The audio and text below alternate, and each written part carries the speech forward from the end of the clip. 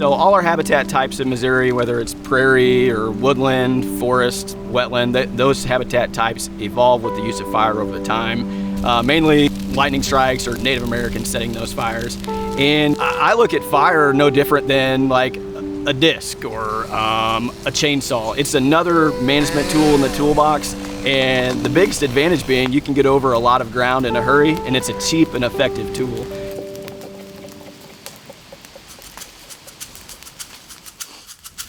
We are doing a controlled burn on about 89 acres of timber. So our goal is to promote native growth of native warm season grasses and forbs. We got a good stand going here already, but this burn hopefully will get some more seed germination, and it's all stuff that the wildlife that are native to this area like deer and turkey and quail. That's our prime goal here.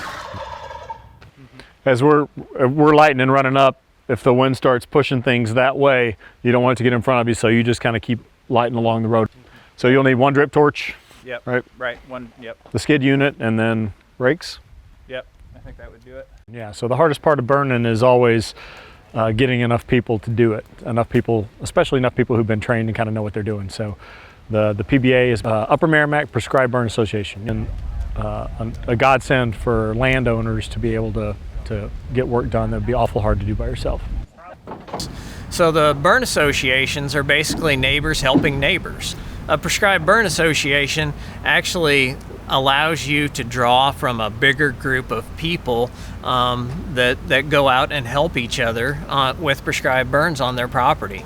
In addition to that, the Department of Conservation has been supporting our prescribed burn associations with grants to provide the equipment that they need to safely conduct prescribed burns as well. You want a natural material like leather.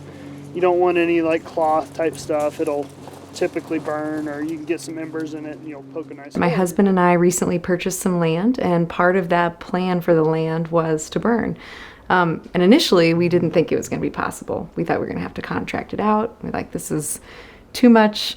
I was really nervous about the thought of setting something on fire. So I reached out to the MDC and said, hey, do you know of anybody who does prescribed burns, or are there classes that we can take? And they put us in contact with the Upper Merrimack Prescribed Burn Association. So within our private land program here with the Missouri Department of Conservation, we've got a lot of things we can offer landowners. We've got private land biologists and foresters that can come out and meet with the landowners on site to go over their goals and objectives and put plans together. We also offer landowner prescribed fire burn workshops, part of which is an online resource, and then we do a field day where they actually get to come out and use specialized equipment for conducting prescribed burns and help us do a prescribed fire that day. I think it is a little bit intimidating to think about doing this, and there's a lot of things that factor into this, right? Like the weather, the topography, like all these different factors, and we're just now learning a lot about all that stuff. Yeah, hopefully we can make some connections through these sorts of classes, and hopefully we can do it on other people's property first, right? I think that's the idea, right? Yeah. That we get some experience. So in 2021, the Missouri Prescribed Fire Act became law. Basically what that law does is it says a landowner or a landowner's agent has to be proven negligent to be liable for damages associated with prescribed fire. And there's a number of different things that landowners can do to ensure that they're not negligent. One of those is going through training, such as the Missouri Prescribed Fire training that MDC provides for private landowners. Another is having a written burn plan and then following that burn plan. Burn plans provide things like it identifies the unit, the objectives of the prescribed burn, the weather parameters that are necessary, the number of people, the number of resources that are needed to properly conduct that prescribed burn. And the other thing is we have a lot of resources here in Missouri provided either by the Department of Conservation or some of our partners that actually provide a number of different resources, whether it be technical assistance to go out and visit with the landowner, identify their objectives, help them identify where prescribed burn lines would be best suited to meet their needs. But also to even provide cost share or assistance with writing a burn plan and things like that. to assist landowners with conducting burns safely on their property.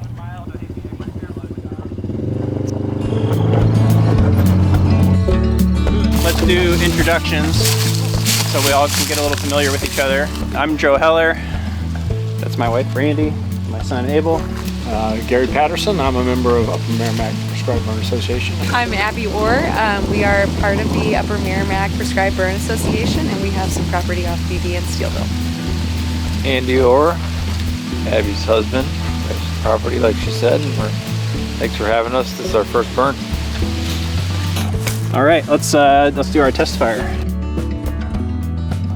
Well, I'm pretty comfortable with how it looks. Looks like we have pretty much a close to straight south wind. If you guys want to start running with it, and we'll kind of just post up here for a minute and work our way down a little bit. I think that'll be good. Today we are burning 7.5 acres of a prairie restoration unit that I did. This used to be a cool season grass pasture, and we wanted to convert it over to pollinator-friendly planting. That'd be good for monarchs, and it's good for deer and turkey and songbirds and pretty well everything. Yeah, well, I've been able to light the drip torch and create a fire line. It's been really helpful having everyone here and actually being on a site and doing a burn, because I'm able to ask lots of questions. How much of this black do you want before you start lighting? Yeah, so 40 feet of black, and then you can add that, to the distance of your fire line. Okay. Kind of think about how we'd be burning our own land. But I'm really thankful that Joe had us out today, because I think this has been really insightful. So we started a Prescribed Burn Association last year. It's up to about 50 members now. We've got just neighbors helping neighbors. It's really made it easy to get these burns done. In the past, sometimes it could be a challenge finding enough people to get a crew together where you can burn safely or burn whatever size acreage you need. We're all putting a lot of good habitat on the ground together. It's been a relatively controlled burn. I was kind of surprised that, it was less exciting than I thought it would be, in a good way. As is well known, Missouri is a 93% privately owned state, so getting prescribed fire on the landscape, if you're not looking at private lands, you're not relevant. Prescribed burn associations it's a group of landowners, so they can be very focused, or they can be at a county or multi-county scale, and it's just a group of folks, private landowners interested in doing prescribed burning. I think we went from 4 to 10 pretty quick, and I think we're at 14 or 15 now with 4 others that are, popping up even. So we're gonna have pretty much, in a short period of time, statewide coverage, which is awesome. There's fire line about 10 feet from the fencing. So I believe we're starting the northwest corner. So I think we have southeast, southeast winds, which is good because we don't want it over the road. Well, it's excited. We're excited to get started on it. We're super grateful for all the help we have. Was a little bit nervous, it's a new experience, but really grateful to have all the help that we have, and excited that we're finally doing it. Feels good. There's a lot of work leading up to this, that's for sure. A lot of help from all these people. Really appreciate that. So. And it was nice. We had the MPC workshop. We learned a ton. And then we were invited to come on multiple burns, and it just kind of reinforced what we learned. So, and today, having seen a couple, that's kind of where the confidence comes from. I'm like, I trust the folks that we're burning with, and so I feel good about the burn today.